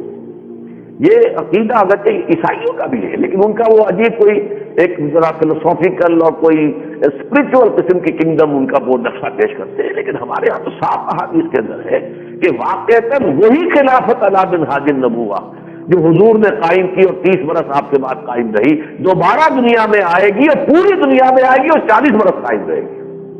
اس کی خبر دی ہے حضور صلی اللہ علیہ وسلم اس حوالے سے۔ لیکن اس سے پہلے جو میں نے کہا ہے یہ ٹرموائل کا دور ہے، اس ٹرموائل میں بڑی بڑی جنگیں بھی ہوتی ہیں، بڑے بڑے فتنے آنے ہیں، ان میں بہت بڑی جنگ ہوگی ملحمۃ العظمیٰ۔ لیکن یہ ہے کہ اس سے پہلے اللہ تعالیٰ کا ایک فضل ہوگا، کرم ہوگا۔ عرب میں اللہ تعالیٰ ایک شخصیت کو کھڑا کرے گا، میرے نزدیک وہ 15ویں صدی کے مجدد ہوں گے۔ یہ گنتے آئیے نا، پہلی صدی سے مجددین شروع ہوئے نا۔ حضور نے فرمایا ان اللہ یبعث فی هذه الامة علی رأس کل 100 عام من یجدد لها دینها۔ سنن ابی داؤد کی یہ روایت ہے، اللہ تعالیٰ میری اس امت میں، یہ خاص ہے اللہ تعالیٰ کی طرف سے اس امت پر جو احسانات ہوں گے جس کی خبر دی حضور نے، پہلا یہ کہ قرآن کا متن محفوظ رہے گا، اس میں کہیں کوئی گڑبڑ نہیں ہو سکتی۔ دوسرا یہ کہ ہر صدی میں اللہ مجدد اٹھاتا رہے گا جو دین کو تازہ کر دے گا، جو بھی آس پاس سے آ کر کوئی پردے پڑ گئے، کوئی اس کے اوپر جو ہے اس کے چہرے کے اوپر جو ہے بدنما داغ آ گئے، ان کو دھو کر اصل دین کی شکل دکھا دے گا۔ نمبر 3 یہ کہ میری امت میں ہمیشہ ایک گروہ ضرور حق پر قائم رہے گا اور میری پوری امت کبھی گمراہی پر جمع نہیں ہوگی، جیسے حضرت عیسیٰ کی امت پوری کی پوری امت گمراہی پر جمع ہو چکی ہے، اس لیے کہ حضرت عیسیٰ کے بارے میں یہ عقیدہ کہ وہ خدا کے بیٹے ہیں یہ ہر عیسائی کے دل میں ہے، تو پوری امت گمراہ ہو۔ ہمارے یہاں بھی کسی کے دل میں یہ خیال آیا ہو اور کسی نے کہا ہو، اتر پڑا وہ مدینے میں مصطفیٰ ہو کر، وہی جو مصطفی اشتا خدا ہو کر، یہ باتیں ہیں کوئی اکی دکی کسی نے کہہ دی ہیں، لیکن امت جو ہے جمع نہیں ہو سکی ایسے کسی گمراہ کو نقیدے پر۔ تو جہاں تک یہ ایک تو منفی خبر ہے یہ کہ میری امت کبھی گمراہی پر جمع نہیں ہوئی، من تجتمع امتی علی الضلالہ، لیکن ایک خبر مثبت ہے کہ ایک گروہ تو ہمیشہ حق پر قائم رہے گا۔ تو یہ جو خبریں دی ہیں محمد رسول اللہ صلی اللہ علیہ وسلم نے، اس کے حوالے سے میرے نزدیک اب وہ عمر بن عبد العزیز سے معاملہ شروع ہوتا ہے، پھر حضرت امام ابو حنیفہ ہے، امام شافعی ہے، امام مالک ہے، امام احمد ابن حنبل ہے، شیخ عبد القادر جیلانی ہے، امام غزالی ہے، امام ابن تیمیہ ہے، پھر یہ کہ ہندوستان میں شفٹ ہو گیا معاملہ تو مجدد الفسانی ہے دوسرے 1000 سال کے، کیونکہ وہ اکبر کے دین الہی کا جو 1000 سال کے بعد وہ نیا فتنہ اٹھا تھا اس کی چونکہ نفی کرنی تھی، اس لیے وہ مجدد الفسانی کہلاتے ہیں۔ پھر شاہ ولی اللہ دہلوی ہے 12ویں صدی کے، سید احمد بریلوی ہے 13ویں صدی کے، شیخ الہند مولانا محمود حسن ہے 14ویں صدی کے۔ 15ویں صدی اب شروع ہو چکی ہے اور 15ویں صدی کے اندر جو اب مجدد اٹھیں گے وہ حضرت مہدی ہوں گے، اور یہ حضرت مہدی جس کے بارے میں حدیث میں حضور صاف حدیثیں ہیں کہ میری نسل میں سے ایک شخص، قیامت قائم نہیں ہو سکتی، وہ حدیث میں آپ کو پچھلی مرتبہ سنا چکا ہوں، جب تک کہ میری نسل میں سے ایک شخص عرب کے اوپر حاکم نہیں ہو جائے گا۔ آج تک تو نہیں ہوا، اس لیے کہ ظاہر بات ہے کہ چاروں خلفائے راشدین جو تھے وہ بھی حضرت حضور کی نسل سے تو نہیں تھے، پھر یہ کہ بنو امیہ نسل سے نہیں تھے، بنو عباس نسل سے نہیں تھے، پھر ترک نسل سے نہیں تھے، تو اس لیے یہ کہ عرب کا حاکم، فاطمی کہنے کو ایک حکومت قائم ہوئی مصر میں، لیکن وہ عرب کا حاکم نہیں، لیکن حضور نے فرمایا میری نسل کا ایک فرد جس کا نام بھی میرے نام جیسا ہوگا، جس کے والد کا نام بھی میرے والد کے نام جیسا ہوگا، نام اس کا محمد ابن عبداللہ ہوگا اور حضرت حسن کی اولاد سے ہوگا، وہ کھڑا ہوگا اور وہ ایک حکومت قائم کرے گا جو خالص اسلامی ہو۔ اس وقت کی حکومت جو ہے وہ تو اسلامی نہیں ہے، یہ تو ملوکیت ہے، بدترین جو ہے پولیس اسٹیٹ ہے، جبر ہے اس میں۔ پھر انہوں نے جو بھی غداری کی ہوئی ہے دین کے ساتھ کہ لا کر امریکن افواج کو جو ہے جزیرہ نما عرب کے اندر جو ہے اتنا بڑا بیس دے دیا ہے، شیطان کا قرن جیسے کہ آیا تھا کہ نجد سے شیطان کا قرن جو ہے وہ ابھرے گا، شیطان کا سینگ، وہ شیطان کا سینگ اس وقت جو ہے وہ امریکن بیسز کی شکل میں آ کر نجد کے اندر مقیم ہے، وہاں ان کے جھنڈے کھڑے ہوئے ہیں، وہاں ان کے صومعے ہیں، ان کے کلیسا ہیں، ان کے سینیگوگز ہیں، یہودی اور عیسائی آئے وہاں پہ ڈنکے کی چوٹ، اور ان کے وہاں پر، اور وہ تو بہت پہلے سے تیار ہو رہے تھے جو ان کے لیے ہم سوچا کرتے تھے جب جاتے تھے عمرے وغیرہ کے لیے، اتنے بڑے پیمانے پر یہ جو کنسٹرکشن ہو رہی کس لیے ہو رہی ہے؟ جدے اور مکے کے درمیان وہ تو عام ہم آدمی کو بھی نظر آتے تھے، یہ سب ان کے لیے پذیرائی تھی کہ یہ آئیں گے اور ان کے لیے اڈے بن گئے تھے، یہ سارا کام جو ہے، لیکن یہ کہ یہ دور ختم ہوگا، اور جیسا کہ حضور نے فرمایا ایک بادشاہ کے انتقال کے بعد ایک خانہ جنگی شروع ہو جائے گی عرب میں۔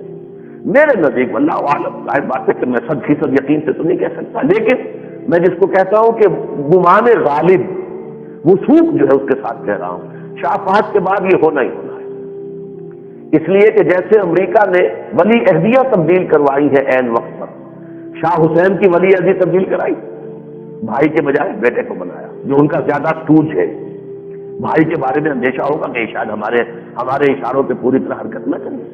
اس طرح بحرین کا جو ہے وہ خلیفہ جو تھا اس کا بھی تبدیل کرایا۔ عین وقت پر یہ جو امیر عبداللہ ہے اس کو بھی یہ امریکی پسند نہیں کرتے، انہوں نے کوئی گڑبڑ کیا اور وہ سعودی عرب کی روایات سے اس طرح واقف نہیں، وہ سمجھتے جیسے شاہ حسین کا معاملہ آسانی سے ہو گیا یا امیر بحرین کا معاملہ آسانی سے شاید ایسی طرح ہو جائے، لیکن نہیں، یہاں خانہ جنگی ہو کر رہے گی۔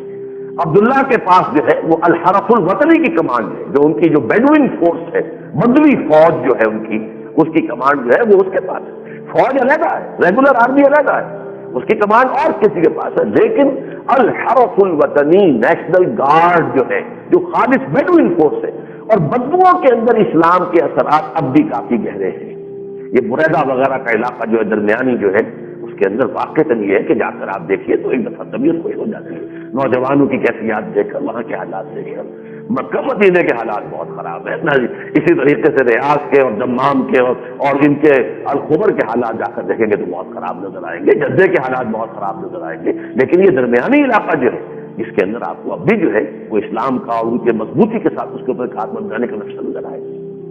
وہاں تو یہ ہوتا ہے کہ اگر کوئی ڈاکٹر سنا ہے پاکستانی وہاں پر بریدہ میں رکھا گیا، جو اپوائنٹ کیا گیا، اس کو نماز نہیں پڑھتا تھا مسجد میں آ کر، اس کو وہاں سے فوراً ٹرانسفر کر دیا، جو شخص مسجد میں نماز نہیں پڑھتا ہم اسے یہاں برداشت کرنے کو تیار ہیں، ٹرانسفر کیا بھی ممکن ہے کہ ویسے ہی سروس سے نکال دیا گیا۔ وہاں تو پورا کا پورا نظام جو ہے وہ اس کے مطابق ہے۔ تو یہ اگر خانہ جنگی ہوگی تو لوگ دیکھ رہے ہوں گے، کسی شخص کی طرف نگاہیں اٹھ رہی ہوں گی کہ اس کرائسس میں یہ شخص جو ہے ہمارا قوم کے آگے آ کر رہنمائی کرے، اور وہ اس سے بچے گا، ذمہ داری سنبھالنے کی بجائے بھاگے گا، چھپ جائے گا مکے میں جا کر، مدینے کے اندر ہوگا وہ کوئی سادات کے خاندان کا فرد، اور وہ جا کر جو ہے وہ چھپ جائے گا، پھر وہاں سے لوگ تلاش کریں گے، پھر ان سے بحث ہوگی۔ تو پہلا کام یہ ہونا مہدی کا، اور نمبر 2 یہ کہ پھر جو الملحمۃ العظمیٰ آنا ہے۔ میں اس کا ترجمہ اب تک کرتا رہا ہوں تاریخ انسانی کی عظیم ترین جنگ، لیکن حال ہی میں مجھ پر ایک اور چیز کا انکشاف ہوا ہے کہ چونکہ ان احادیث میں زیادہ تر جو ہے وہ عربوں کا معاملہ جو ہے، چونکہ اس امت کا اصل نیوکلیس تو عرب ہے، تو گویا کہ پورے عربوں کی تاریخ میں عظیم ترین ہلاکت کا جو معاملہ ہوگا وہ الملحمۃ العظمیٰ میں ہوگا، اور اس کی تیاریاں ہو رہی ہیں، نیٹو اس کے لیے کمر کس رہی ہے، اور یہ جو بھی ہو رہا ہے اسرائیل کے اندر، اب ظاہر بات ہے کہ انہیں اپنا جو ہے وہ 3rd ٹیمپل بنانا ہے، 2nd ٹیمپل کی صرف ایک دیوار ہے، اس دیوار کو جا کر وہ سر پھونکتے ہیں، کوئی گریا کرتے ہیں، اب تو ان کا قبضہ ہے وہاں کو، انہیں بنانا ہی بنانا ہے، گرانا ہے، ڈوم آف دی راک کو بھی گرانا ہے، قوت الصخرہ جو ہے جہاں سے کہ حضور کا جو ہے وہ شروع ہوا تھا سفر معراج، آسمانی حصہ جو ہے اس کا، اور وہ مسجد اقصیٰ کو گرائیں گے، اپنا دکھ بنائیں، اس پر جو پھر ہوگا جو بھی مسلمان نوجوانوں کے اندر ہے، دین کی حمیت ہے، لیکن کیا کریں گے، یہی حکمران پہلے ان کو ختم کریں گے،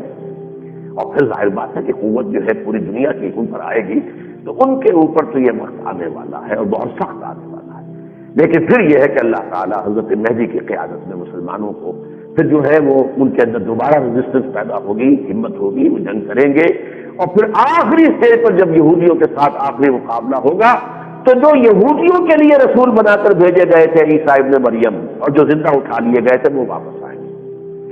آپ کو اگر نوٹ کرتے ہو جو حضرات بھی، تو نیوز ویک میں اس مرتبہ جو ہے ایک بڑا مفصل مضمون آیا حضرت عیسیٰ کے بارے میں، چونکہ پوپ صاحب آج کل جو ہے وہ اس سرزمین کا دورہ کر رہے ہیں، وہ جارڈن بھی گئے ہیں، وہ تمام علاقے جہاں حضرت مسیح چلتے پھرتے تھے، تو اس بڑھاپے میں پوپ صاحب کی ایک آرزو تھی کہ میں انہی علاقوں میں بھی جاؤں، چلوں پھروں، دیکھوں، تو وہ یہ کہ حضرت مسیح کے بارے میں عیسائیوں کا عقیدہ کیا ہے، حضرت مسیح کے بارے میں یہود کی رائے کیا ہے، حضرت مسیح کے بارے میں مسلمانوں کی رائے کیا ہے، اور میرے علم میں یہ اضافہ ہوا ہے کہ ہندو بھی اون کرتے ہیں حضرت مسیح، اور بدھسٹ بھی جو ہے کسی درجے میں اون کرتے ہیں حضرت مسیح کو، یہ میرے علم میں پہلے نہیں تھا، لیکن اس مضمون میں اس کے اندر اس کی بھی بات کی گئی ہے کہ وہ بھی اپنے ہاں ان کو انکارپوریٹ کر لیتے ہیں۔ تو بہرحال حضرت مسیح کا پھر نزول ہوگا، اور پھر جو جنگ ہوگی اس کے نتیجے میں یہودیت کا بالکل خاتمہ، استیصال، اور حضرت مسیح پھر اعلان کریں گے نہ مجھے صلیب دی گئی تو صلیب توڑ دیں گے، صلیب کا تمہارا عقیدہ ہی غلط ہے، مجھے تو اللہ زندہ آسمان کو اٹھا کے لے گیا، یہ تمہاری ساری عیسائیت جو صلیب کے اوپر کھڑی ہوئی ہے، صلیب ٹوٹے گی عیسائیت ختم ہو جائے گی، وَيَقْتُلُ الْخِنزِيرَ، خنزیر کو قتل کر دیں گے، اس لیے کہ سب سے بڑی جو خباثت کی ہے عیسائیت میں کہ جو شریعت کے اندر ہمیشہ سے سور کا گوشت کھانا حرام، یہ اسرائیلی شریعت کے اندر بھی حرام ہے، وہ بھی نہیں کھاتے، بالکل نہیں کھاتے. ان کے یہاں بھی ذبیحے کا اصول ہے. چنانچہ پہلے جو پاکستان سے ہندوستان سے مسلمان جاتے تھے، اب ان کو وہاں کوئی گوشت نہیں ملتا تھا، یا تو عیسائیوں کا گوشت ہے، وہ تو ذبیحہ نہیں ہوتا تھا، جٹکا ہوتا تھا. لیکن یہ کہ وہ ذبیحے کا گوشت اور وہ یہودیوں کا کیا یہی مشورہ دیا تھا کہ وہ آپ کھا سکتے ہیں، کوشر بجائی سے حلال ہے، اس لیے وہ ذبح بھی کرتے ہیں. اور وہ توحید کے اوپر بہرحال قائم ہے، ایک خدا کے سوا کسی کو نہیں مانتے، بت پرستی ان کے یہاں بالکل نہیں آ سکی. اور عیسائیوں پر ان کا سب سے بڑا اعتراض یہ ہے کہ انہوں نے حضرت مسیح کے جو مجسمے بنائے اور بت پرستی شروع کر دی. تو اس طریقے سے وہ سور ان کے یہاں بھی حرام، قریب تک نہیں. تو جو وہ کوشر میلز اگر آپ ہوائی جہاز میں لیں گے تو اس میں سرٹیفکیٹ اوپر لکھا ہوا ہوتا ہے کہ اس میں جو سلور آپ کو دیا جا رہا ہے، یعنی جو وہ چمچا اور جو کانٹا اور یہ بھی پہلی مرتبہ آپ استعمال کر رہے ہوں گے، انٹچڈ ہے آج تک. یعنی ایسا نہیں ہے کہ کبھی سور کے گوشت کو چھوا بھی ہو اس نے. اگر وہ پہلے سے استعمال شدہ ہو برتن وہ چیز، اور وہ کہیں پہلے سے ہو سکتا ہے کہ سور کے گوشت کو کھایا ہو اسی کانٹے سے اور اسی چھری سے کاٹ کر، تو یہ سرٹیفکیٹ لکھا ہوتا ہے کہ اس کو کسی نے ہاتھ میں لگایا. یہ ہے کیفیت یہود کی. تو اس حوالے سے میں آپ سے کر رہا تھا کہ یہ یہود جب یہ ختم ہو جائے گا یقتل الخنزیر، اور پھر یہ کہ ایک ایک یہودی قتل کیا جائے گا، اور جو کھڑا ہو جائے گا المسیح الدجال بن کر، اسے حضرت مسیح اصل مسیح علیہ السلام قتل کریں گے، اور کریں گے مقام لد پر. حدیث میں الفاظ آتے ہیں وہ بھاگنے کی کوشش کر رہا ہوگا. اب دیکھیے اس وقت تو ظاہر بات ہے کہ کوئی ہوائی اڈا بنے گا، اور وہ لڈا جو ہے لد، وہاں پر ان کا سب سے بڑا ایئر بیس ہے، اور وہاں سے وہ کہیں فلائی کرنے کی کوشش کر رہا ہوگا کہ حضرت مسیح جو اسے پکڑیں گے قتل کریں گے. یہ سارے واقعات جو ہے ہونے والے ہیں، لیکن اس سے پہلے عربوں پر بہت بڑی سختی آتی ہے. اس کی وجہ کیا ہے؟ عرب اس امت کا بیشتر اور بہتر حصہ تھے، لیکن انہوں نے بھی اپنے پورے عالم عرب میں وہ جو یہ مغربی استعمار سے آزادی حاصل کرنے کے بعد کہیں اسلام کو قائم نہیں کیا. تو سب سے بڑے مجرم وہ ہیں. تو حضور کی اس حدیث کی روح سے جو میں آپ کو کئی دفعہ سنا چکا، لَيَأْتِيَنَّ عَلَىٰ أُمَّتِي مَا أَتَىٰ عَلَىٰ بَنِي إِسْرَائِيلَ حَزْوَ النَّعْلِ بِالنَّعْلِ. ہولوکوسٹ جو اس صدی میں ہوا ہے، 60 لاکھ یہودی، اس کی جو بنائی گئی ہے ایک یادگار، پوپ صاحب وہاں بھی گئے ہیں، معافیا بھی مانگ رہے ہیں کہ ہمارے رومن کیتھولک چرچ نے جو زیادتیاں کی ہے اس کو بھی وہ تسلیم کر رہا ہے، یہودیوں کے سامنے ایک طرح سے معافی مانگ رہا ہے. اگرچہ یہودی خوش نہیں ہے جب تک کہ کھل کر وہ اس وقت کے پوپ کو ڈیناؤنس نہ کرے، کنڈم نہ کرے کہ جو بھی ہولوکوسٹ کے وقت پوپ تھا اس نے کچھ نہیں کہا. تو یہ کہتے ہیں جب تک اسے ڈیناؤنس نہیں کرتے ہم نہیں مانتے کہ اس نے کوئی معافی مانگی ہے. لیکن گیا ہے وہاں جا کر حاضری دی. اس حوالے سے یہ نوٹ کر لیجئے کہ یہ واقعات ہیں کہ جو آنے والے ہیں اس ہولوکوسٹ کا ایک عکس، جیسے کہ ایک جوتی دوسری جوتی سے مشابہ ہوتی ہے، یہ عالم عرب کے مسلمانوں پر آنا ہے. لیکن اب میں آخری بات کہہ رہا ہوں اس مسئلے میں جو ایک اہم رول ہے جو اس سے پہلے بہت مرتبہ میں بیان کر چکا. حضرت مہدی کے لیے بھی جب وہ عرب کے اندر اپنی حکومت قائم کرنے کی کوشش کر رہے ہوں گے، مدد کے لیے فوجیں مشرق سے آئیں گی. حضرت مسیح کی مدد کے لیے خراسان سے فوجیں چلیں گی. تو یہ جو خبر ہے انٹریم پیریڈ کی، یہ ہے اہم کہ ہم اپنے مقام و مرتبے کو پہچانیں. پاکستان اس لیے بنا، 400 سال کی مسائی جو ہے تجدیدی، وہ گویا کہ اس کے کندھے پر ہے، اس کی امانت ہمارے کندھوں پر ہے.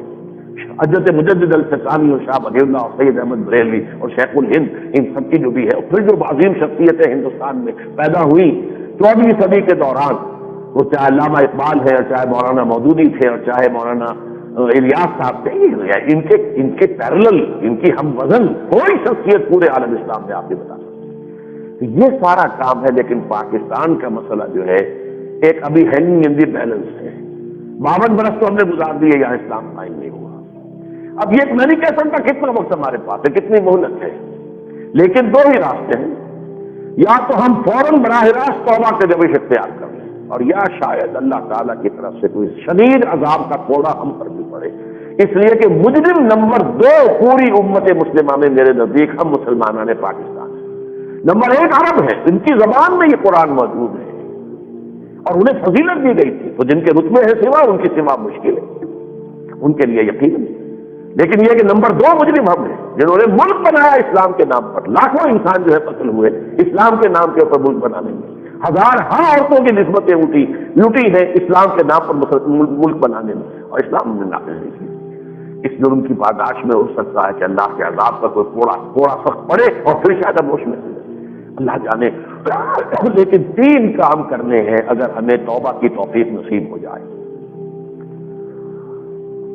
اور یہ جو عذاب کے کوڑے کی بات میں کر رہا ہوں یہ تو بہت دور کی بات ہے. اس وقت صورتحال جو آپ کو نظر آ رہی ہے، دنیا کی سول سپریم پاور کا اس وقت پریزیڈنٹ کس طریقے سے بھیگی بلی بنا ہوا دورہ کر رہا ہے بھارت کا. اگر آپ نے ٹی وی پر منظر دیکھا ہو اس کا، جو کہ وہ وہاں کی تقریر اس نے کی ہے اس کی لوک سبھا میں، پھر وہ ناچ رہا ہے وہ راجستھانی خواتین کے ساتھ، عورتوں کے ساتھ، اس کا حال جو ہے جس طرح جو ہے واجپائی قدم پر گیا. نہیں، بالکل نہیں، ہرگز نہیں، ہم نہیں کریں گے، سیٹی بیٹی پر نہیں کریں گے، مذاکرات نہیں کریں گے. یہ ہر شے کے اندر ان کی نفی کر رہا ہے اور وہ ہے کہ بچھا جا رہا ہے. اس سے آپ اندازہ کیجیے کہ یہ جو ہے coming event cast their shadows before کس قدر اہمیت حاصل کر چکا ہے بھارت، کتنی بڑی طاقت بن چکا ہے بھارت، ٹیکنالوجیکلی بھی بہت بڑی طاقت بن چکا ہے. اس وقت دنیا میں کمپیوٹر ٹاپ کے اوپر ہے، کمپیوٹر انڈسٹری، اور اس میں جو ہے شاید نمبر 2 پر بھارت آ چکا ہے. اس حوالے سے کوئی کوڑا ہماری پیٹھ پر برس سکتا ہے، یہ دور کی بات نہیں ہے. ہمارا حال کیا ہے؟ ہم ظاہر بات ہے ہمارے تو بڑے بڑے لوگ صاف اب کہہ رہے ہیں کہ ہم جو بھی روایتی ہتھیار ہیں وہ اس کی دوڑ میں ہم بھارت کے ساتھ شریک ہو ہی نہیں سکتے. یہ بھی سی بات ہے، یہ باتیں پہلے نہیں کہی جاتی تھی، اب تو کھل کر کہی جا رہی ہیں، صاف کہی جا رہی ہیں. ہم ان کا مقابلہ کر نہیں سکتے. 28% انہوں نے اچانک جو ہے اپنے بجٹ میں اضافہ کر دیا. ہم تو بجٹ میں کمی کرنے پر مجبور ہیں. ہمارے بجٹ میں تو کمی ہوئی ہے ڈیفنس کے حصے پہ، وہاں وہ 28% اضافہ کر دیا. اندازہ تک ہمارے ٹوٹل بجٹ سے بڑھ گیا ہے ان کا ڈیفنس کا بجٹ. اس حوالے سے یہ کوئی عجیب بات نہیں ہے. لیکن اللہ ہمیں اگر توفیق دے دے تو 3 کام کرنے کے ہیں. نمبر 1، سود کی دونوں صورتوں کا استحصال ہو. نقد کا سود، زمین کا سود، مزارعت کا سود اور نقد کا سود، جس کو آپ کمرشل انٹرسٹ کہتے ہیں یا بینک انٹرسٹ کہتے ہیں، ان دونوں کا استحصال. نمبر 2، شریعت کی تنفیذ، قرارداد مقاصد کی واقعتاً امپلیمنٹیشن. نمبر 3، افغانستان سے اتحاد. اور یہ کہ اسامہ کے بارے میں ویسے بیان اچھا آیا ہے. میں جو بھی کسی کی تائید جو ہے تحسین کا حقدار ہوں، تو عبدالستار صاحب کا وزیر خارجہ کا بیان کہ ہم کچھ نہیں جانتے، امریکہ جانے اور طالبان جانے، اسامہ کے ضمن میں ہم کچھ نہیں کر سکتے. تو میں اس کو بہتر سمجھتا ہوں. بہرحال اب میں چند منٹ آپ کے دوں گا، اگر وقت تو ختم ہو چکا ہے. پرویز مشرف صاحب یہ تقریر رات ہوئی ہے، اس کے بارے میں چند باتیں. ایک تو یہ کہ جو بھی انہوں نے جمہوریت کا ایک سلسلہ نقشہ پیش کیا ہے اور جو جا کر کہیں اگلے سال جون کے اندر وقت میں جا کر اس کی پہلی سیڑھی قائم ہوگی، تو بہرحال یہ ایک طرح سے گویا کہ چاہے وہ انکار کر رہے ہیں لیکن یہ بیسک ڈیموکریسی کا ہی اصولی اعتبار سے وہ نقشہ ہے جو کبھی یہ فوج ہمیشہ یہی کرتی جب آتی ہے. تو ظاہر بات ہے کہ وہ سیاسی جماعتوں سے دشمنی اور سیاسی جماعتوں کو کنڈم کر کے تو پھر وہ اثر نو کو جمہوریت کا پودا زمین میں لگانے کی کوشش کرتے ہیں. لیکن بہرحال یہ کہ چاروں ناچار پہرے درویش بن جانے درویش، اب کیا کیا جائے؟ ان کے ہاتھ میں اختیار آ گیا ہے، فوج ہے، بڑی طاقت ہے. اب جو بھی وہ دے رہے ہیں، جتنا بھی دے دیں گے بھی ان کی گویا کہ ان کی عنایت ہے. باقی یہ کہ لوگوں کے اندر کوئی تحریک چلانے کا تو بلبوتا مجھے نظر نہیں آ رہا. اس لیے کہ دونوں جو عوامی سیاسی جماعتیں ہیں وہ ڈسکریڈٹ ہو چکی ہیں بالکل. ان کے کال کے اوپر میں نہیں سمجھتا کہ کوئی میدان میں آئے گا. اور دینی جماعتیں جو ہے یہ طے کر چکی ہے کہ کسی خالی سیاسی ایجیٹیشن میں دوسری جماعتوں کے وہ غنیمہ نہیں بنے گی. تو اندازہ یہی ہے کہ کوئی تحریک نہیں چل سکتی. البتہ جو انہوں نے نقشہ پیش کیا ہے میرے نزدیک اس میں 2 چیزیں غلط ہیں، بلکہ 3 کہنا چاہیے. ووٹر کی عمر کم کرنا حقیقت میں بہت ہی خوفناک بات ہے. نوجوانی کی عمر جو ہے بہت وولیٹائل مزاج ہوتا ہے، ایموشنل ہوتا ہے. میرے نزدیک تو اسے 21 سے 25 کی طرف جانا چاہیے تھا، بجائے اس کے کہ 18 کیا جائے. اور اس میں یہ کوئی ڈگڈگی بجانے والا آتا ہے، وہ آ کر جو ہے کسی وقت نوجوانوں کو ایک جوش اور جذبے کے اندر جو ہے وہ کھینچ کے لے جاتا ہے، اور وہ لوگ جو ٹھنڈے دل سے سوچ سمجھ کر فیصلہ کرنے والے وہ منہ دیکھتے رہ جاتے ہیں. تو یہ چیز در حقیقت صحیح نہیں ہے. اس کو 21 تھا تو 21 سے 25 کرتے بجائے 18 کی. اس طرح جماعتی غیر جماعتی انتخابات میرے نزدیک غلط ہے. اس لیے کہ چاہے آپ بیسک ڈیموکریسی شروع کرنا چاہ رہے ہیں لیکن یہاں سے بیسک پولیٹیکل کلچر بھی شروع ہونا چاہیے. پولیٹیکل کلچر جو ہے وہ بغیر سیاسی جماعتوں کے نہیں ہوتا. تو آپ کو چاہیے کہ یہیں سے اس کے لیے بنیادیں جو ہے، باقی ساری ریسٹرکشنز ہیں کہ جو پولیٹیشین بے ایمان ثابت ہوئے ہیں، آپ کا جو احتساب کا عمل ہے ان کو آپ فیلڈ سے آؤٹ کرتے جائیے، LBW ہوتے چلے جائیں گے تو، لیکن یہ کہ سیاسی جماعتوں کا جو ہے اس کی بھی جڑ اس معاشرے کے اندر پڑنی چاہیے۔ تیسرے مجھے یہ محسوس کر کے جو ہے وہ دکھ ہوا ہے کہ معلوم ہوتا ہے کہ صوبائیت پرستی کی جو لعنت ہمارے ملک میں ہے اس کو انہوں نے اس طرح تسلیم کر لیا ہے کہ گویا کہ اس کو تو ہاتھ نہیں لگایا جا سکتا۔ حالانکہ میرے نزدیک اس ملک کی خیریت، اب بولتے ہیں کہ سب سے بڑی خیریت تو اس کی اسلام کے ساتھ وابستہ ہے، لیکن اسلام کے بعد نمبر 2 اس کی خیریت اگر ہے تو اس میں ہے کہ یہاں پریزیڈنشل سسٹم ہو اور یونٹس جو چھوٹے بنائے جائیں۔ پنجاب کے صوبے جو ہے 3 ہو سکتے ہیں، 4 ہو سکتے ہیں، 5 ہو سکتے ہیں، سندھ کے 2 3 ہو سکتے ہیں، لیکن یہ کہ یہ چھوٹے صوبے بنائے جائیں تاکہ برابر کیسے ہوں 1-1 کروڑ کی آبادی کا، تاکہ سینٹ کے اندر بھی پھر ہم وزن جو ہے ایک طرح کی نمائندگی ہو۔ لیکن یہ کہ محسوس ایسا ہوتا ہے کہ جو صوبائیت پر مبنی تنظیمیں یا تحریکیں ہیں ان کا خوف جو ہے وہ اس ملٹری جنتا جو ہے اس کے بھی ذہن کے اندر موجود ہے۔ اور سب سے آخری میں بات میں یہ کہوں گا کہ انہیں یہ چاہیے سب سے پہلے، اگر اثر نو کمپیوٹرائز ووٹر لسٹ بنا رہے ہیں تو سینسس کے کام کو تو مکمل کریں۔